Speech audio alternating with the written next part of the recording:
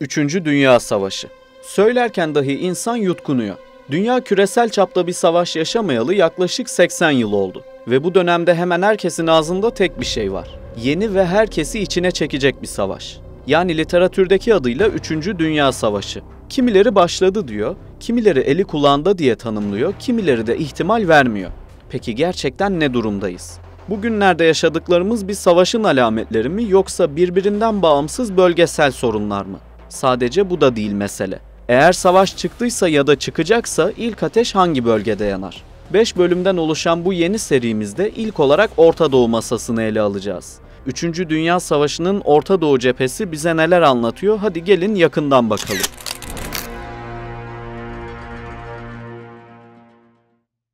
Darbeler, suikastlar, pandemiler, sıcak çatışma yaşanan bölgeler, Arap Baharı gibi kitlesel eylemler, Suriye ve Ukrayna gibi yerlerde devam eden savaş, Avrupa Birliği'nin durumu, Amerika gibi bir ülkede dahi giderek yükselen iç savaş tehlikesi ve daha fazlası. Son yıllarda çok ilginç dönemlerden geçiyoruz. Normalde her 50 yılda bir olur denilen Dünya Savaşı çok şükür ki henüz çıkmadı. Çıkmadı ama durumda pek sakin sayılmaz. Sanki bir şeyler giderek kaynama noktasına yaklaşıyor ama altını kısabilen kimse de yok ya da kısmak istemiyorlar. Geldiğimiz noktada Avrupa 80 yılın ardından bir kez daha alarmların çaldığı, sığınakların kullanıldığı, füzelerin ölüm kustuğu günlerden geçiyor. Halbuki 2. Dünya Savaşı sonrası kurdukları düzene o kadar güveniyorlardı ki bu kıtaya bir daha savaşın uğramayacağına kesin gözüyle bakıyorlardı.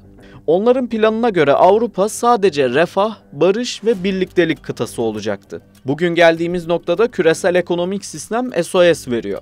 Dünya nüfusu hızla artıyor. Petrol artık ikinci planda.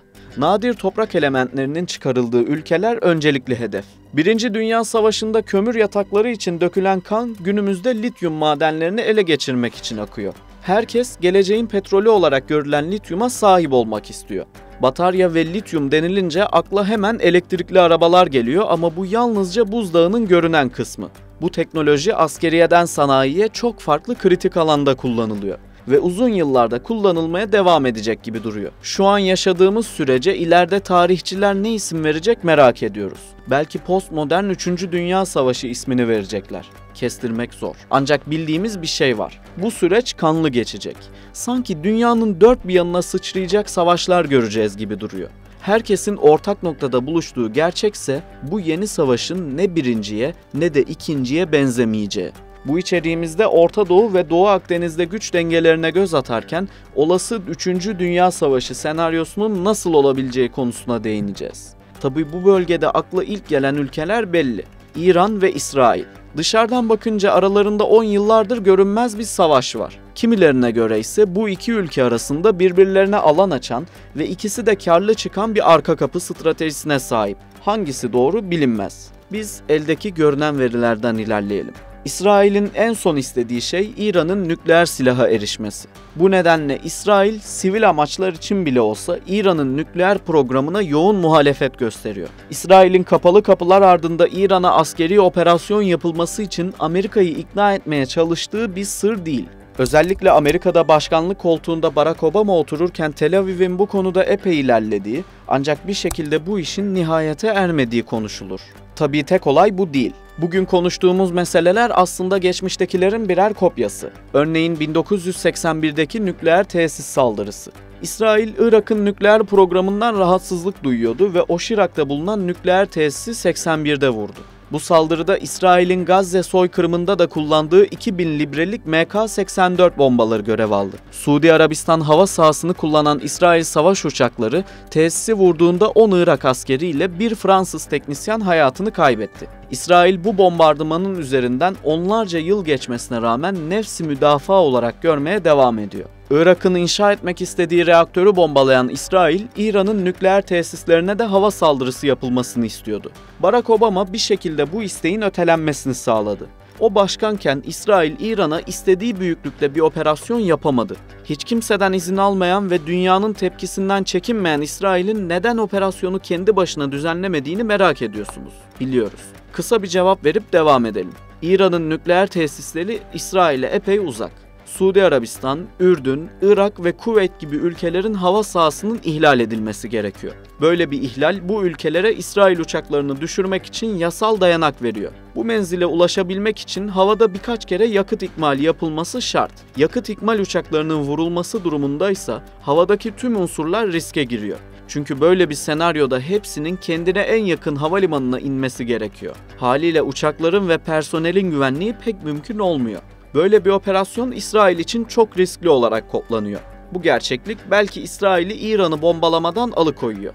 Kesin çözüm gelmediği için de iki ülke gölge savaşına yıllardır devam ediyor. Bölgedeki Irak ve Suriye'nin mevcut durumunu da göz ardı edemeyiz. İki ülkede işgal, iç savaş ve sonrasında yaşanan merkezi hükümet boşluğu var. Bu bölgede eğer bir boşluk oluşursa mutlaka birileri orayı doldurur. Küresel güçler de Irak ve Suriye'de boşluğu kendi çıkarlarına göre dizayn etmekte gecikmedi. Gelinen noktada Orta Doğu'da sadece ordulardan ve hükümetlerden söz etmek mümkün değil. Devlet dışı aktörler burada kilit konumda. Lübnan, Suriye ve Irak'ta bu yapılar karşımıza sıkça çıkıyor. İsrail belki de kendi yarattığı canavarlarla yüzleşmek zorunda. İran bu otorite boşluklarını fırsat bilerek Irak ve Suriye'ye çok sayıda vekil yerleştirdi. Devrim muhafızlarının Kudüs gücü çok sayıda Şii milisi eğitti ve onlara silah sağladı. Suriye iç savaşı boyunca Lübnan Hizbullah'ına Suriye üzerinden silah aktı. Bu silahların çoğunluğunu uzun menzilli hassas mühimmatlar oluşturuyor. Hizbullah çok sayıda askerini Suriye'de eğitti. Şu an geldiğimiz noktada Hizbullah ve İsrail savaşı adım adım yaklaşıyor. Hizbullah, İsrail'in kuzeyine karşı bir yıpratma savaşı uyguluyor. İsrail Hava Kuvvetleri Lübnan'daki hedefleri bombalıyor. Hizbullah'ın kilit isimlerine suikastlar düzenleniyor. Dikkatli takipçilerimiz, Amerikan Başkanı Joe Biden'ın ne pahasına olursa olsun İsrail'i koruyacağız açıklamasını unutmamışlardır. Tüm bunlar yetmezmiş gibi Amerika ve İsrail'in İran'ın nükleer programı hakkında görüşmeler yaptığı yönünde haberler kısa bir süre önce basına düştü. Anlayacağınız Orta Doğu'da su her zaman olduğu gibi yine çok bulanık. Daha iyi avlanmak için suyu bulandıranlar olduğunu unutmadan buradaki güç dengelerini incelemeye başlayalım. İsrail'le başlıyoruz. İsrail ordusu denilince akla hava kuvvetleri geliyor. Genelkurmay Başkanı çok uzun yıllar hep havacılardan seçiliyor. Envanterlerinde 86 tane F-15 uçağı var ki bunların 24'ü İsrail için özel olarak üretildi. Ve bu seri en gelişmiş saldırı uçaklarından biri olarak kabul ediliyor. İsrail Hava Kuvvetleri 224 adet F-16 savaş uçağına sahip.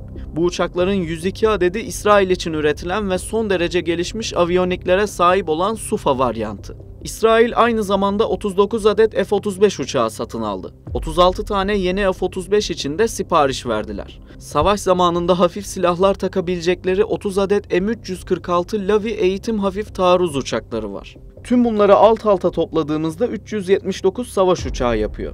İsrail Hava Kuvvetleri elindeki 14 tanker uçakla uzun menzillerde operasyon yapabilme kapasitesine sahip.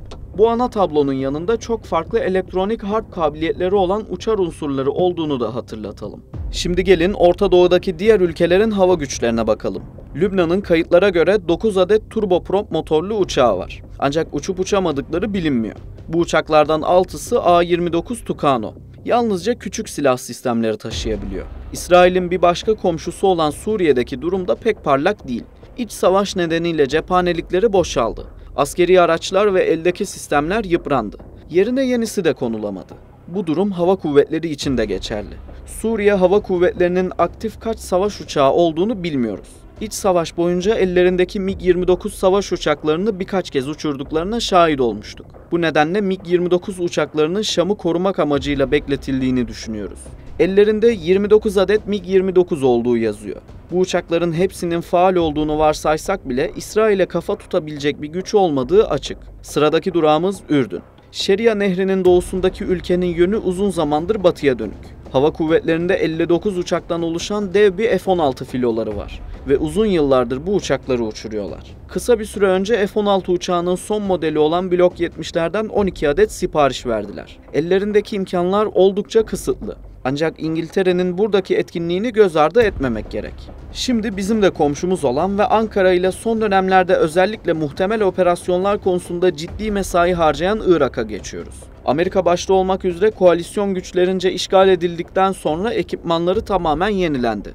Irak Hava Kuvvetleri yakın geçmişte 32 adet F-16 savaş uçağı teslim aldı. Bu uçakların çok da kabiliyetli olmadığını ekleyelim. Envanterde ayrıca 19 Su-25 uçağı var. Çekya'dan 10 tane L-159 eğitim uçağı satın aldılar. Bu uçaklar savaş durumunda hafif silahlarla donatılabilir. Kağıt üzerinde Bağdat yönetiminin 61 uçağı olduğu yazsa da buna soru işaretiyle bakmak şart.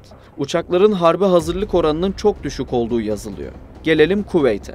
Orta Doğu'nun etliye sütlüye karışmayan ülkesi Kuveyt'in 32 adet F-18 savaş uçağı var. Kuveyt eskiyen uçaklarının yerine F-18 uçaklarının en yeni modeliyle doldurmak istiyor. E modeli olarak bilinen bu uçaklardan 32 adet sipariş ettiler. Açık kaynaklara göre ellerinde sadece 190 uçak var. Orta Doğu denince akla ilk gelenlerden biri de hiç şüphesiz Mısır. Ayrıca bölgede daha önce sıcak savaşa girmiş ülkelerden. Hava kuvvetlerinde 218 adet F-16 savaş uçağı görev yapıyor. Bu sayıya Fransa'dan alınan 24 adet Rafale uçağı da eklemeliyiz. Mısır eski bir Mirage kullanıcısı. Ellerinde 100'e yakın Mirage var ve aktif olarak kullanıyorlar. Ayrıca Fransız-Alman ortaklığıyla üretilen eğitim ve hafif taarruz uçağı olan 40 adet Alfa jetleri de bu listeye eklemek gerekiyor. Son olarak Rusya'dan alınan 43 adet MiG-29 savaş uçağını da es geçmeyelim. Kahire'nin elinde 382 muharip uçak var. Mısır bu açıdan sayı olarak İsrail'e denk olsa bile F-35 savaş uçağından mahrum. Ayrıca Mirage serisi uçakların 81 adedi eski Mirage 5 uçakları. F-35'in önemli bir kuvvet çarpanı olduğundan bahsetmiştik. İsrail Hava Kuvvetleri 6 gün savaşlarında uçak sayısı yönünden dezavantajlıydı. İsrail Hava Kuvvetleri sürpriz bir saldırıyla Arap komşuları daha uçaklarını kaldıramadan yerde bombaladı. Şimdi bunu ellerindeki F-35'lerle yine yapabilirler. Çünkü bu uçakların sahip olduğu teknoloji sürpriz etkisini artırıyor. Küçük bir parantez açalım. Türk Hava Kuvvetleri ortak üretici olduğu F-35 uçaklarını alabilseydi, İsrail Orta Doğu'nun F-35'e sahip tek gücü olmayacaktı. Elimizde 240'ın üzerinde F-16 vardı. F-4'lerimiz hala uçuyordu ve bunların yanına F-35'ler gelecekti.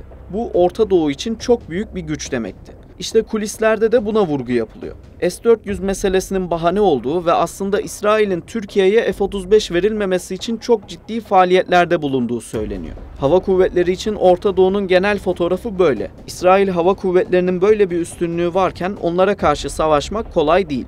Bölge ülkeleri de bunun farkında. Balistik füze üretebilmek ya da bir şekilde satın alabilmek için bunca zahmet çekmelerinin sebebi bu. 1. Körfez Savaşı'nda Saddam yönetimi bir ay boyunca İsrail'e balistik füze fırlattı.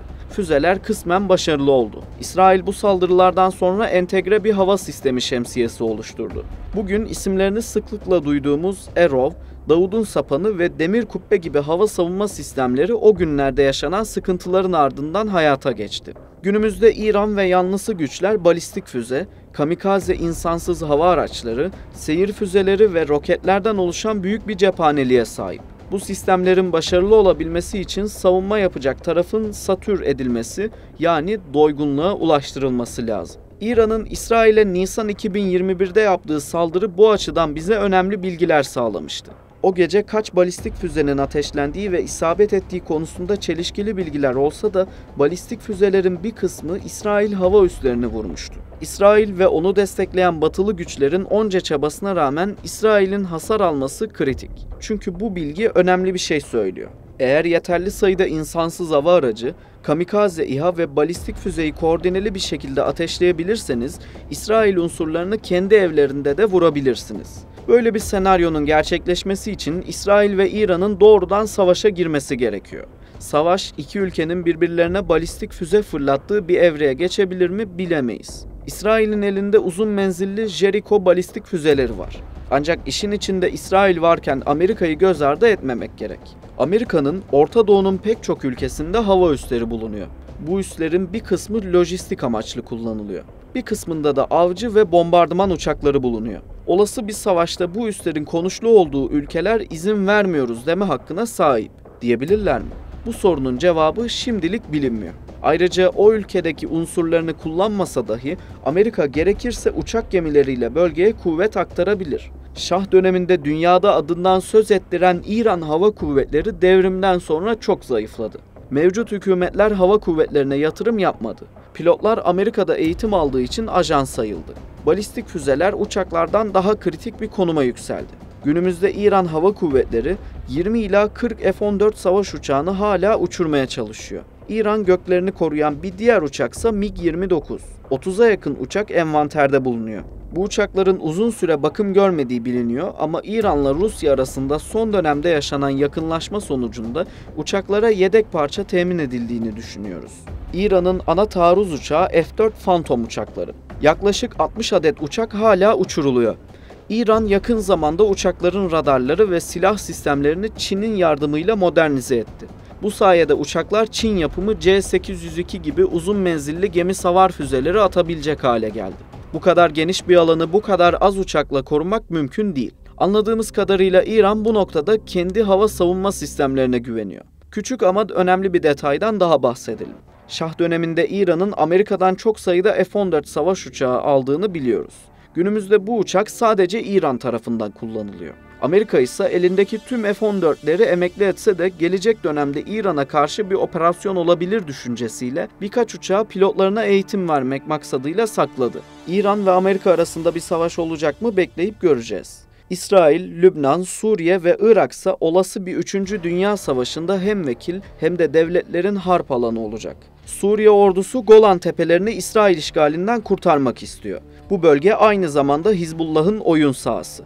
Irak devlet destekli bir oluşum olan Haçlı Şabi içerisindeki Şii grupların da İsrail ile savaşmak istediğini biliyoruz. Haçlı Şabi ya da gönüllü halk güçleri için bir parantez açalım. Kamikaze İHA'ları ve seyir füzelerini kullanan bu grup, Haziran 2024'te Ürdün'de bulunan Amerikan askeri üssüne saldırmıştı. Bu saldırıda 3 Amerikan askeri ölmüş, 47 askerse yaralanmıştı. Sadece bunlar da değil. İran yanlısı vekil güçlerle Amerikan yanlısı YPG'nin karşı karşıya gelmesi son derece güçlü ihtimallerden biri. Sayıları binleri bulan Iraklı milislerin YPG kontrolündeki bölgeden geçmeleri bekleniyor. Amerika her ne kadar Suriye'den çekilme planları yapıyor gibi görünse de sahadaki görüntü bunu pek de doğrulamıyor. Suriye'deki hava üssüne C-17 kargo uçaklarının biri iniyor, ötekisi kalkıyor. Haseke'de bulunan hava üssünden askeri yardım malzemesi dolu tırlar çıkıyor. Bu konvoylarda Amerika'nın Suriye'ye gönderdiği Avenger kaideye monteli Stinger hava savunma sistemleri de var. Bu platformların Şii milislerin kamikaze İHA saldırılarına karşı kullanılması işten bile değil. Şimdi biraz da vekil güçlerin militan sayısından bahsedelim. YPG'nin insan gücünün 78 bin olduğu iddia edilirken Haçlı Şabi'nin insan gücünün 60 bin ila 280 bin aralığında olduğu tahmin ediliyor. Hizbullah'ın mevcudunun ise 100 binin üzerinde olduğu görüşü hakim. Bu mevcudun yarısının tam zamanlı Hizbullah üyesi olduğu dile getiriliyor. Geri kalanları ise Hizbullah tarafından silahlı eğitim almış ihtiyat birlikleri oluşturuyor. Bunlar yalnızca büyük olaylarda çatışmaya katılıyor. Hizbullah Suriye iç savaşına aktif şekilde katıldı. Özellikle tam zamanlı üyeler rotasyonlarla cepheye gönderildi. Hizbullah vekil bir güçten çok orta büyüklükte bir orduyu andırıyor. Hazır ordulardan bahsetmişken İsrail ile Suriye'yi rakamlar üzerinden anlatmaya devam edelim. İsrail ordusu şu an tamamen Gazze ile meşgul. İsrail Silahlı Kuvvetleri'nin barış zamanındaki personel sayısı yedekleri de eklersek 500 bini bulmuş durumda. Suriye ordusu için net ifadeler kurabilmek pek mümkün değil. Sonuçta 10 yılı aşan bir iç savaş var. Bu nedenle mevcutlarını ya da askeri ekipmanlarının durumlarını bilmek zor. Açık kaynaklarda 100 bin askerinin olduğu yazılıyor. Bu videoyu 3. Dünya Savaşı çıkarsa Orta Doğu'da nasıl bir fotoğraf görürüz sorusuna cevap aramak için hazırladık. Havadan ve karadan bahsettik. Son olarak denize de bir göz atıp içeriğimizi tamamlayalım. İsrail, Lübnan ve Suriye'nin Akdeniz'e kıyısı var ama şimdilik sadece İsrail'in Doğu Akdeniz'de korumak zorunda olduğu doğal gaz yatakları var. Leviathan ve Tamar gaz sahaları Levanten havzasında bulunuyor. Buraya kurulan platformlar İsrail'in oldukça kuzeyinde. Hizbullah buradaki yataklarda Lübnan'ın da pay hakkı olduğunu iddia ediyor. Tamar petrol platformu Hayfa kentinin 80 kilometre açığında.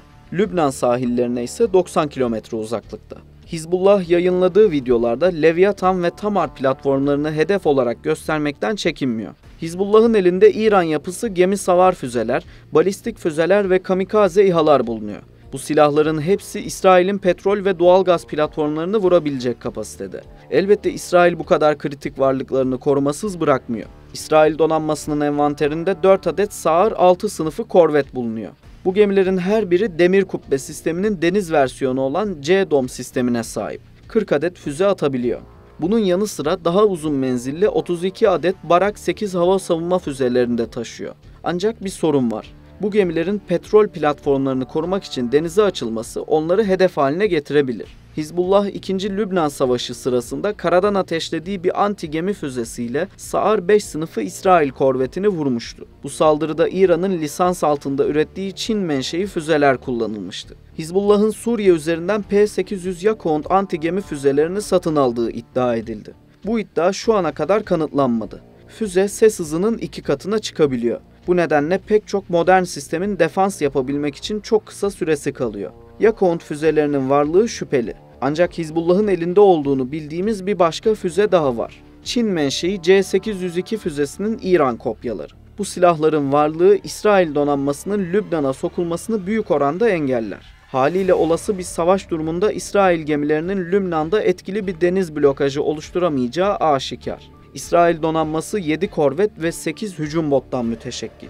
Su üstü platformlarının yanı sıra 5 adet Alman yapısı gelişmiş denizaltıda İsrail donanmasının önemli varlıklarından. Denizlerin sessiz katilleri olan denizaltılar her donanma için tehdit oluştursa da Hizbullah için tehdit oluşturmuyor. Savaşın neredeyse 10. ayına yaklaştığımız şu günlerde Hizbullah Kuzey İsrail'i aralıklarla vurmaya devam ediyor. Kısa menzilli roketlerle yerleşimlere ve askeri üslere saldırıyor. İsrail'in keşif, gözlem ve radar ekipmanlarını metodik bir şekilde imha ediyor. Bu savaş kısa bir süre sonra bütün bölgeyi ateşe atıp ve yıllarca bitmeyecek olan bir savaşa kapı açabilir. Gördüğünüz üzere Orta Doğu çok uzun yıllardır savaşın, suikastların, sabotajların, darbelerin ve daha nice olayların merkezi gibi duruyor. Bölge halkı da maalesef bu duruma alışık. 3. Dünya Savaşı başladı mı, başlayacak mı, yoksa ufukta böyle bir risk yok mu bilemeyiz. Ancak eğer bir yerlerde fitil ateşlenirse bu durum Orta Doğu'da bambaşka sonuçlara sebep olabilir. Muhtemel bir savaş durumunda neler görebileceğimizi dilimiz döndüğünce anlatmaya çalıştık. Bu serimizin farklı bölgeleri de olacak. Sizce olası bir 3. Dünya Savaşı nerede başlayabilir? Yorumlarda bizimle paylaşmayı unutmayın. Görüşmek üzere. Suriye'deki hava üssüne C-17 kargo uçaklarının biri iniyor, ötekisi kalkıyor. Haseke'de bulunan hava üssünden askeri yardım malzemesi dolu tırlar çıkıyor.